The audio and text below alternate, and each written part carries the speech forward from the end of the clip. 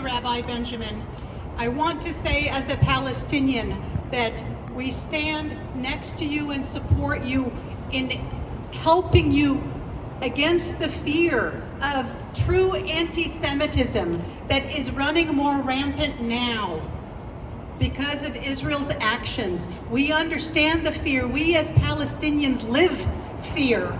We understand, and we don't want to minimize in any way, shape, or form the horrific acts that Hamas has done that have led to more actions against Jews and against Israelis. We stand with you. We want you to know that you have in us a safe harbor that says we as Palestinians will not put up with any kind of anti-Semitism. We ourselves are Semites, but I understand there is anti-Jewish Semitism that we are against.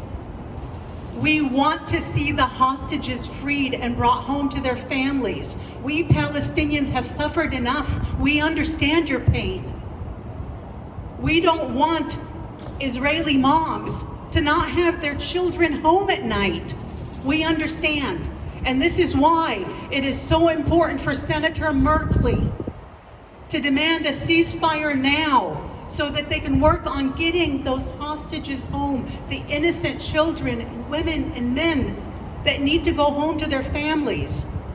And then we can focus on what happened to Palestinians 75 years ago, what happened to us in 67, what is happening on a daily basis under the apartheid Israel regime. Senator Merkley, it is a shame that you align yourself with Benjamin Netanyahu.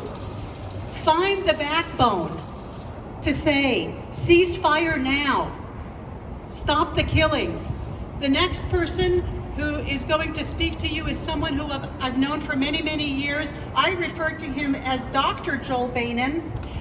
Joel Bainan has worked for peace, justice, and equality for decades between Palestinians and Israelis.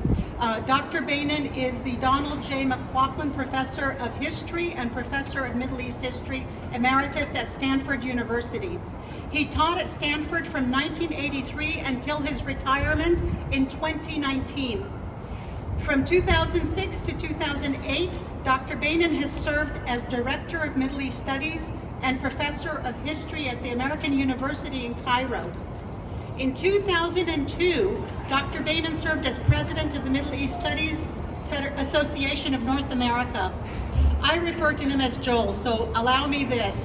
Joel and his wife lived in Israel from 1970 until 1973, when my family left the state of Israel to provide us a place where we would not be discriminated against, where we would not be second or third class citizens. Didn't work out so well sometimes, but for the most part. Dr. Bainan has returned for periods of extended residence and research many times since.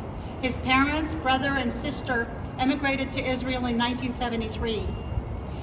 This hits really close to home for Joel Bainan.